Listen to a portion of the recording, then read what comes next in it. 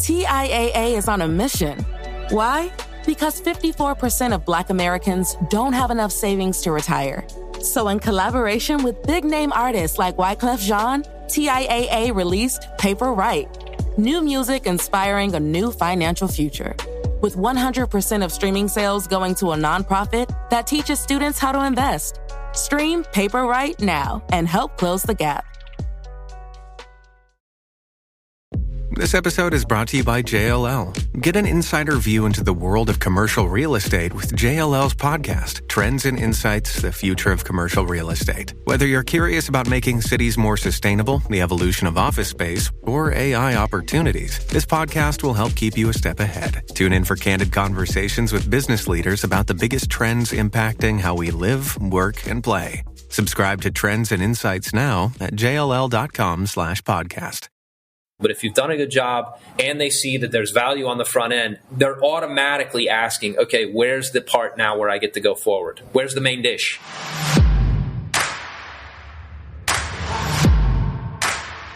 Welcome to the Millionaire University podcast. We are the school where you graduate rich, not broke. I'm Brian Guerin, back with you today, and I'm joined by our special guest, Tain Nix, who is a professional copywriter. He has a history in the medical field, the financial field. Dude has been around the world and back, and I am thrilled to have him come join us and drop some knowledge bombs on a really cool concept in marketing and business in general that I feel gets underplayed.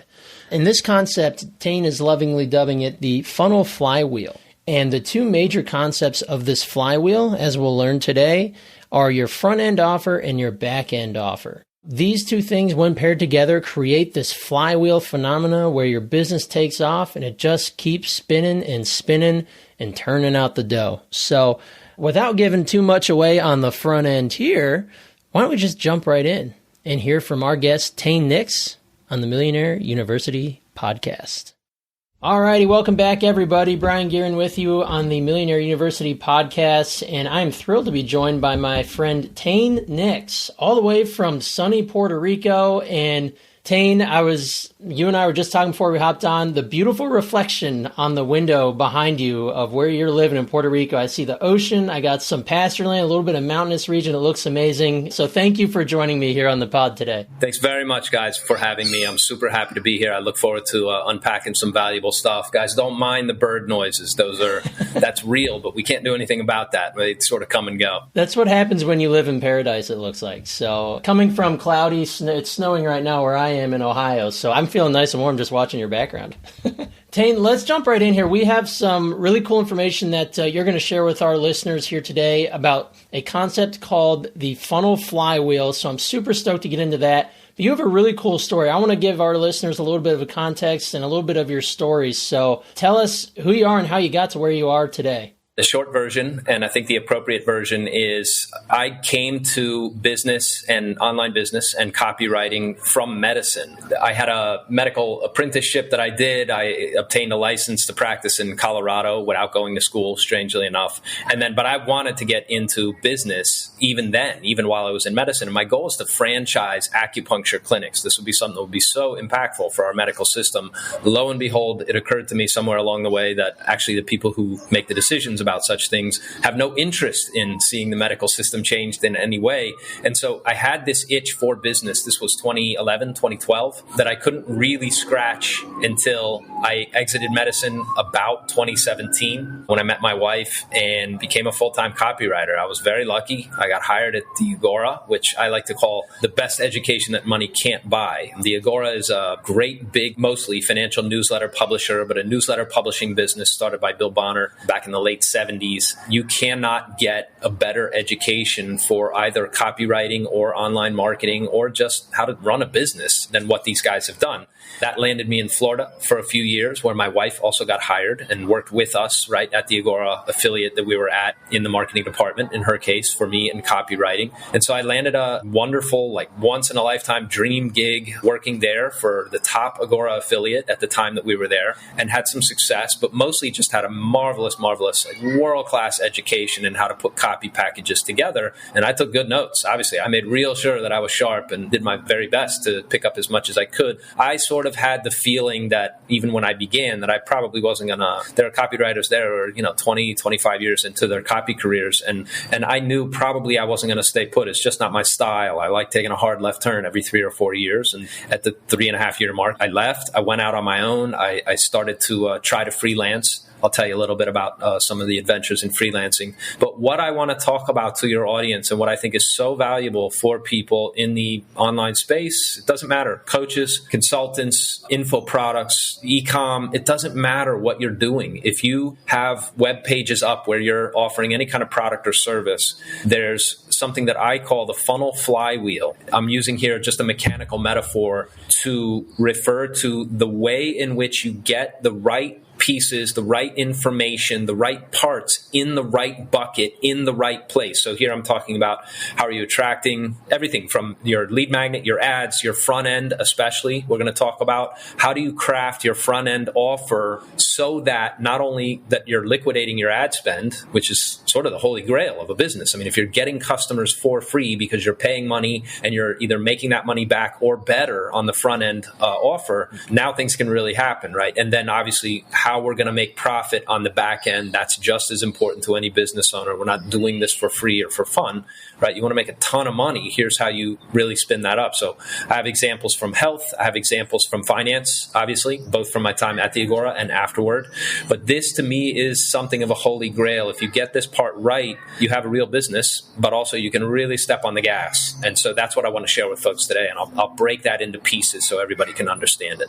Awesome. That sounds like something that every single business owner, no matter what size you are, no matter what stage you're at, these are the things that you got to have on lock in order to essentially do business right or do it well. Yeah, so don't let me get in the way. Let's get started. Let's break it down from step number 1. You have a business. You're offering something on the front end with the notion that, first of all, you want customers, you want satisfied customers, but you want your front-end customers to pay for the money that you're spending to get them to your offer. In other words, to get them on your list as a lead or as a customer, as an actual buying, right? Somebody who actually spent money with you. We want a front-end offer that brings in people onto the list so we can continue marketing to them, so that we can also obviously make our money back on front-end ad spend, but also so that we can sell them something much bigger and more expensive on the back end. Now, for a lot of people, that's all obvious. But what's not obvious, and what I see and what I struggled with and what everybody has to sort of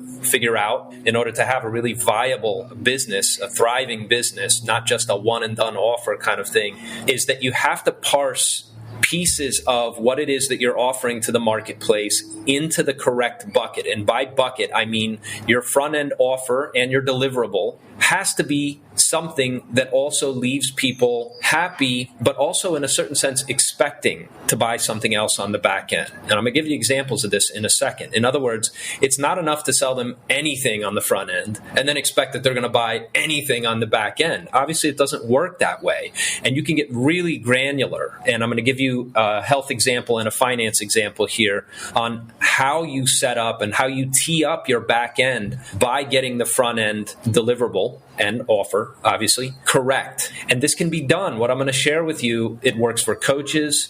This works for anybody in the health and fitness space. This works for anything really that you could think of in finance. Obviously, it depends very much on who the person is, who the guru is. If you're a coach or a consultant, you're going to have to drill down on what your expertise really is. But what I'm going to try to give you is the principles of how you would identify a proper offer, a proper deliverable for the front end that then could also be very easily would lead your prospects and your customers to want and even ask for and expect and be delighted, right, that you're offering something else, a higher priced item on the back end. Obviously, we're not even getting into, right, and the next upsell and the next upsell, right, after that, right? I'll talk about that toward the end. But first things first here. So as a principle, and we're going to start with health, fitness, wellness. If you're offering something for a condition, and it almost doesn't matter what the condition is. I'm going to give you an example from digestive health, which is my specialty in medicine. What you want to do is figure out what portion of the solution can be parsed out. Now, in health and medicine, medicine, right? If you're doing something even in fitness, lose weight or, fit at 50 or, get rid of your gut or, the various things that you see, obviously there are huge markets for that, a multi-billion-dollar kind of industry. You want to focus on something that is simple enough that your customer buys it, if it's an info product or obviously if it's a supplement or something like that too. What could you get them that produces a satisfactory or hopefully a delightful result quickly? And in health and fitness and wellness, mostly what that consists of, and a good way to think about this is, can you teach your people what not to do in order to improve their health? Okay, that may not apply to supplements, but you could probably take a principle there. And here's the example I'll give you. It's from an info product I put together for people with digestive illness, specifically acid reflux. I mean, that's the target market per se, although this does work for other digestive problems too.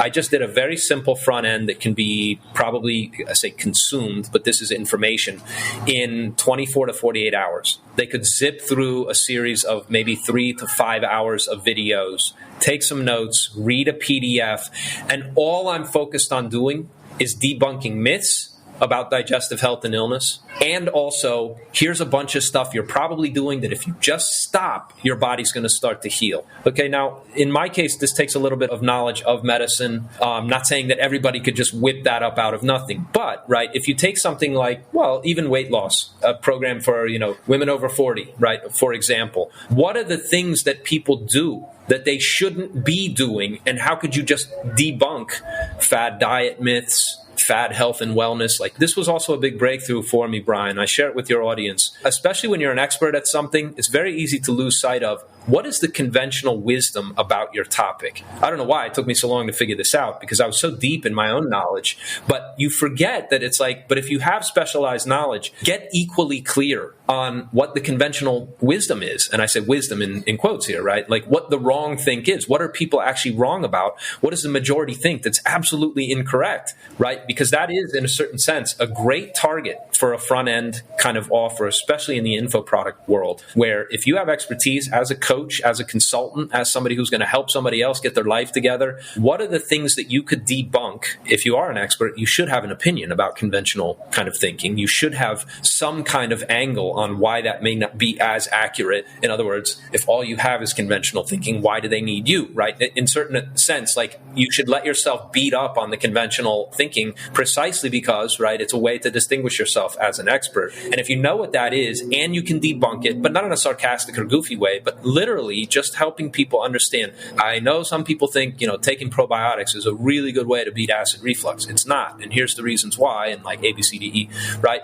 And so I ran people through, here's what you shouldn't be doing. Almost all problems can come down to, and in finance too, right? I'll give you an example in finance here in just a second, but what not to do, and then what are we proactively going to do? That's the back end, okay? And so with the info product in the health world, if you distinguish conventional thinking and how you can debunk it as a way to tell people, here's what most people are doing wrong, that kind of thing, but make it deep. You could, for example, identify, 10 to 15 or 20, maybe at the upper end, fad myths or misconceptions that people have wrong, and do a unit on each of them. If you're a coach, this is awesome. This is great. That's enough. And add a PDF and add some video and make it juicy, right? Make the whole offering really, really good, especially if you're going to post this on some kind of membership site where you're going to deliver it, because you can always tinker with this stuff. But that is sufficient for a front end. And maybe your front end is $19, maybe it's $49, somewhere in the price point that people don't have to grit their teeth and bite the bullet too hard to give it a shot. I feel like that's such an interesting way to put it. So the front end is what not to do, and then the back end is what to do or how to do it the right way. And I feel like that line is so easy to fudge. Just being in this world, we see coaches or course creators all over the place, and it's such a smorgasbord of a little bit of everything. It's not as common to see the ones who are doing that well or right. But I think that's such an awesome point to hit on. That front end is explaining what not to do and charging your front end offer, whatever that might be, typically, obviously that lower price point, but then using that back end to be here's what to do, and here's my course or my coaching program? Or it works like crazy, to be fully transparent. So let's look at the potential problems now, because the next step is we want people who consume the front end and are delighted. We want them delighted. Okay. So it has to be deep enough where there is value there. I find, especially for health and wellness, like debunking things, that there's so much confusion around this. And you could extend that to life coaching, for example. Most people believe positive affirmations are a really good thing to do. Here's why they're not. Right. And for example, right, you could do this with almost anything where information is the primary deliverable.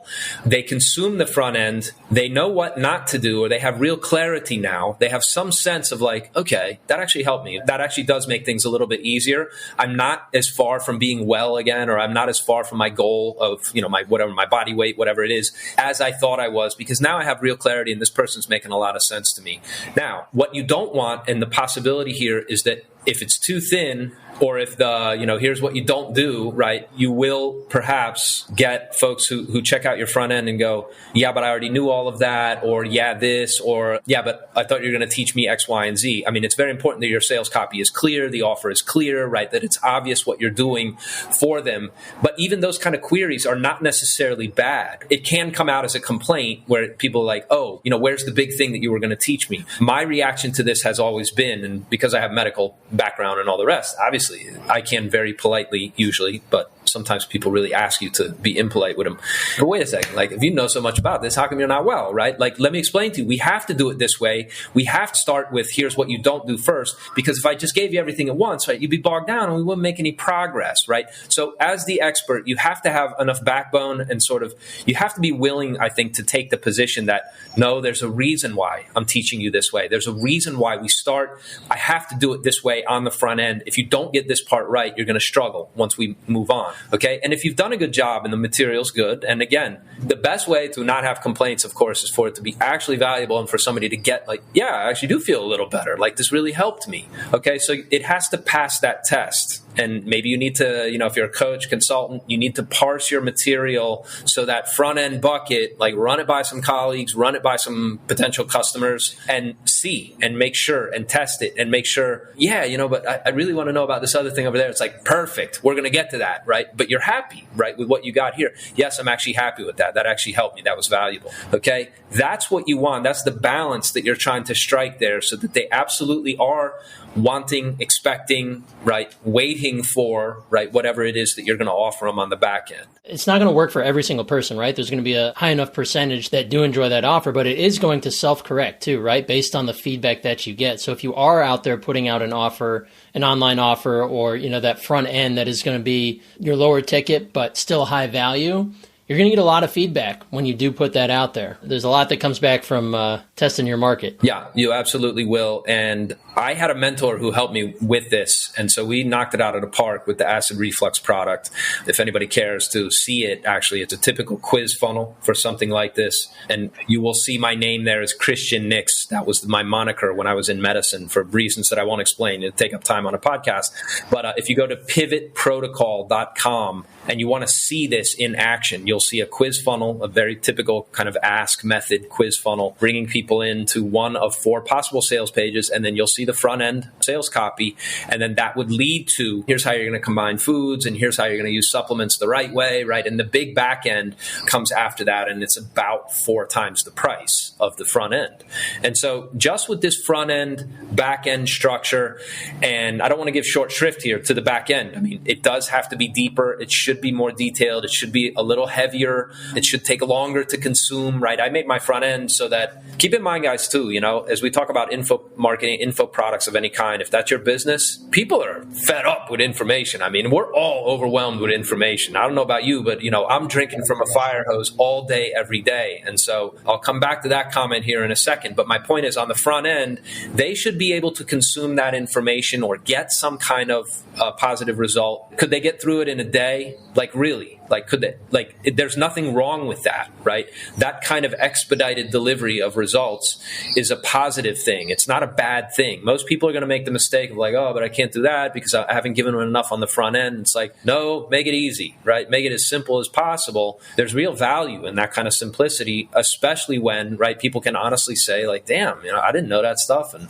I was doing that all wrong and I didn't really realize I was causing these problems for myself. If you can get that kind of reaction out of, maybe it's not 100% of the people, fair enough, right? Obviously, you can't target 100% of the people, but if you've done a good job and they see that there's value on the front end, they're automatically asking, okay, where's the part now where I get to go forward? Where's the main dish? And so that is what happens with mine. And then I get into, as an example, you want to break it down into the really, really nitty gritty of all the things that your ideal customer prospect could do to really knock it out of the park. Like, what could you do to really make them expert at this topic or get the best result? Like, identify the various aspects of learning that you need to share with them and go deep, right? It should be the whole enchilada, right? It should be something that's really profound that you can really share with them on the back end, and you get to charge accordingly. But if you're breaking even on the front end, the profit is going to come on the back end, and it will come very reliably if you really set that up. Now, the whole flywheel concept, Brian, is just that if we do this correct, we're getting customers and leads for free. Not everybody's going to buy the first time they see it, but if you're liquidating enough of your ad spend on your front-end customer sales, you have a list. You're still marketing to them, usually via email. And over a period of time, those people also become customers and then become back-end customers. And once you're really nailing this front-end, back-end flywheel, this funnel flywheel is really spinning, you have enough money. You have so much money actually coming in on the back end. You can plow it back into the business. And here's where, you're now getting, 500 leads a day. You're making $1,000 in sales, right? And you're off to the races. I was astonished when this first happened for me. And now this is what I look for. This is what I actually try to do when I'm helping people with their business. Because to me, this is everything. But it takes a good eye for a lot of detail. And you have to be very, very deep in the psychology of your marketplace to really understand what is going to go where in these buckets. I think that's the long and short of it here. Exactly. So for those listeners who may not be familiar with the term flywheel, I just want to make sure we expound on that. It's basically like, what was it, the old-time engines or something? They'd have a crank and you turn the flywheel and it gets going.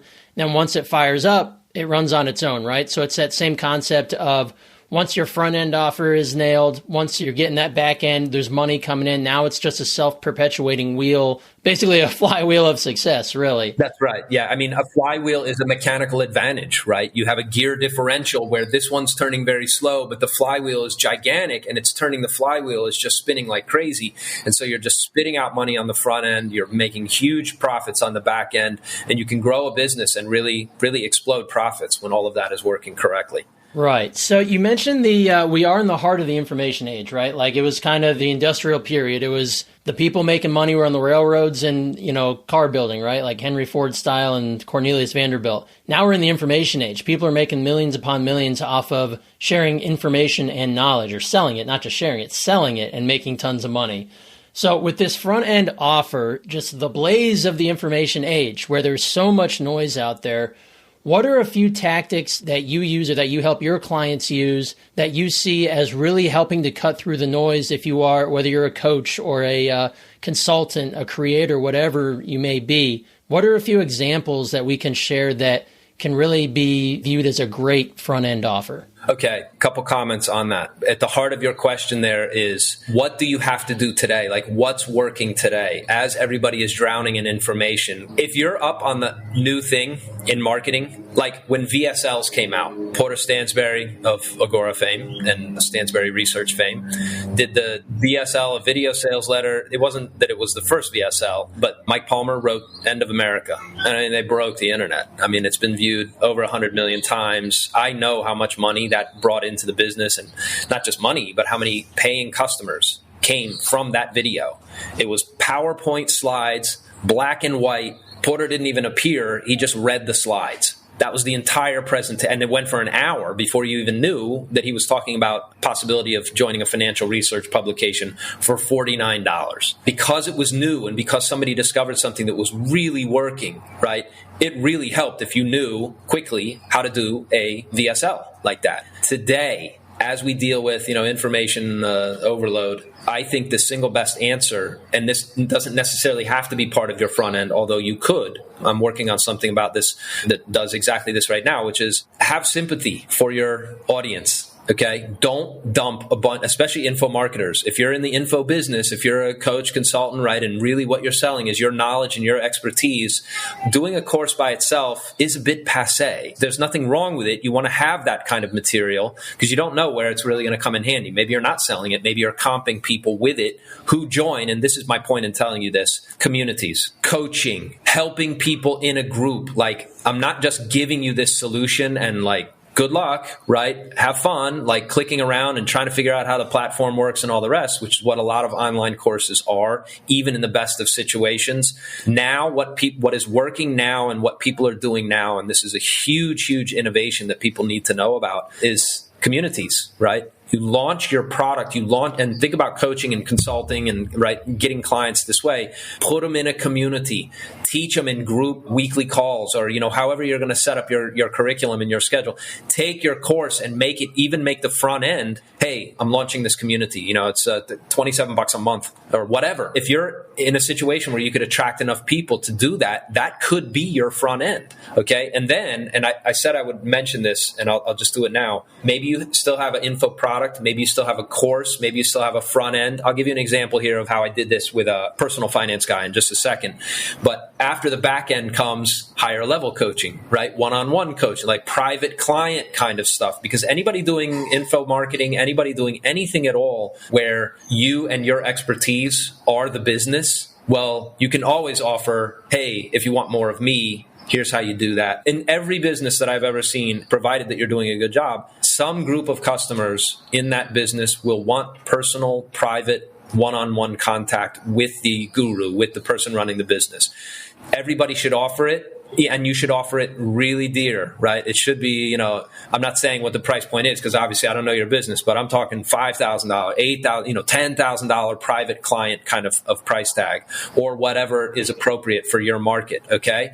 But you asked, sort of what would be an example of a good front end. So let me just back out and share with you. This was a friend of mine from the Agora, great guy. He put together a personal finance training for regular people. And we actually did the back end first. So I'll tell you about that second so that we keep everything in good order here. And then I went back and did the front end, or he did the front end, and we launched that second. The front end is very simply focused on asset allocation. And his angle and his big thing, right, the hook in this is not just personal finance. Like, the game has changed. Like, what happened up basically 1982 to 2022 is everything was based on interest rates going down and more money printing and all the rest. So he's positioned his training as, now this is different. This is new. It's a new ball game. The game has changed. Everything is now different, and you need to know what's happening. And the answer is, obviously, you got to get into this program that I've put together because you need to know how things have changed. If you want to come out of all the chaos that's swirling around us,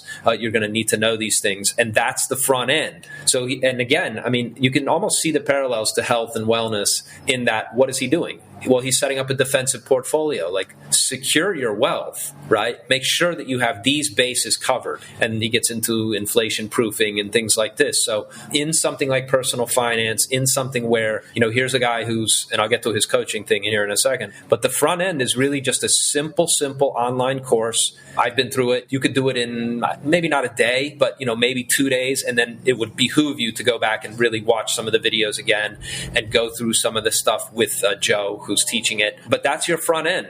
Is it valuable? You bet it is, right? And he's breaking down, like, here's for people who don't understand what Bitcoin is or don't know how to self-custody, simple stuff. Like, this is a 10, 15-minute video, but it's coming from a guy who, when you watch it, you go, wow, thank you for debunking these things and making it very clear for me. So it's a very simple front end. I think he charges, it's less than $100. So that's his front end. And they're driving cold traffic, or they've just started driving cold traffic. I don't have any numbers on it yet, but you can see how that fits the bill of putting the right things in the front end bucket. Now, what do you want to know if you're trying to get your personal finances in order, right? What would be a good back end for somebody in that market? How about passive income? And so he put together a very big back end with group coaching and a big platform that he's created with a company that vets a bunch of different rental real estate opportunities. And so it's just an excellent, well done thing. And then he obviously goes much deeper into how you're going to manage your finances through the coming chaos, through this whole new world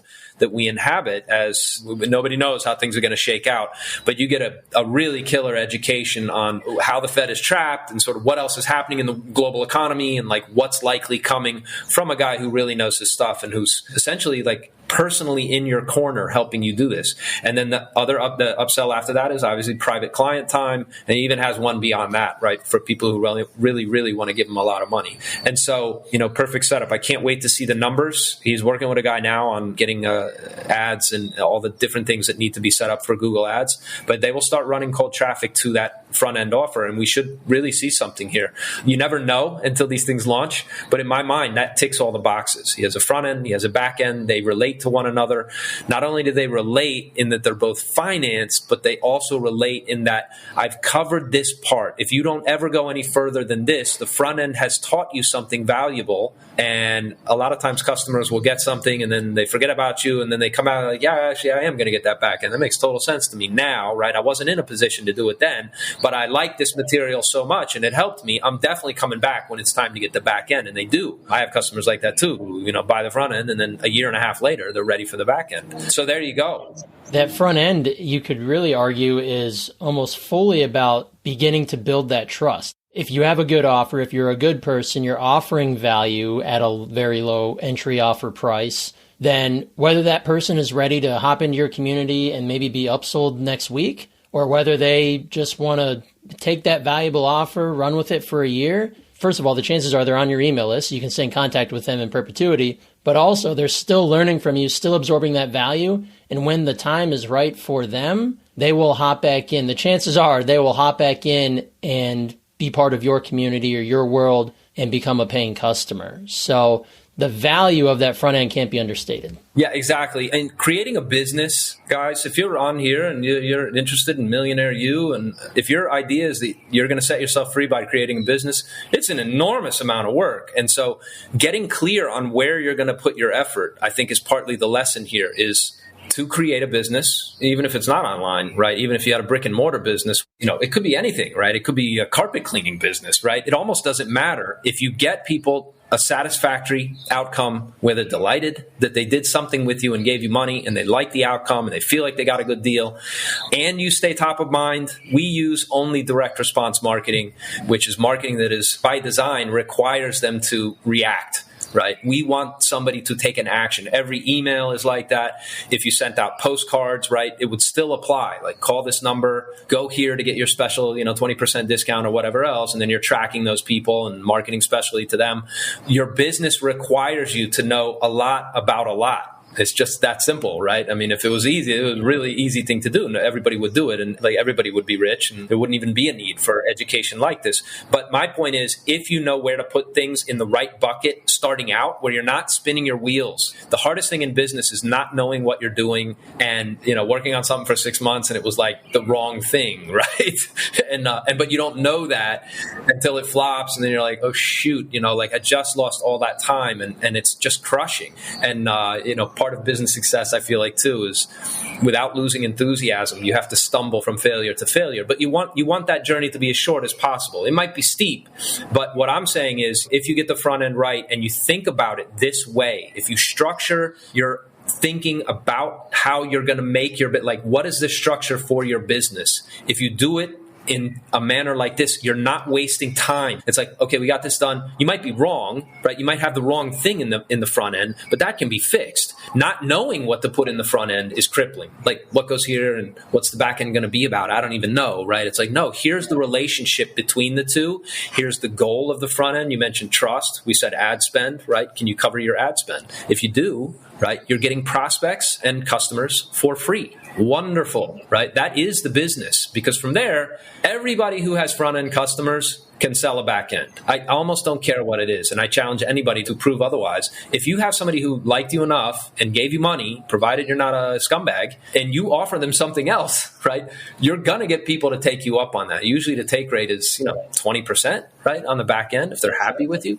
Right. Well, and we're more leaning specifically talking about online businesses, but as we've said, this applies to any brick and mortar, any type of service or product business. And just to kind of relate it back to, more everyday style business. So we see these types of offers all the time, but it's really easy to, be just kind of Joe Schmo consumer and it goes over our head. I don't mean that offensively, but it happens to me too. Until I got into the marketing world, I didn't really realize it, but I'll get it all the time from lawn care companies, for example. Every winter and spring or even throughout the year, they'll offer, we'll do your first application for only $20. And then basically you bring them on, they do the application, and then they upsell you into their full 6 or 7 time program, which costs anywhere from $600 to $1,000 a year. And it's the same concept. They gave you a good front end offer. They're taking a loss on that offer because it probably costs them more. I assume more than 20. Well, I know I used to work in lawn care. It costs more than $20 for each application.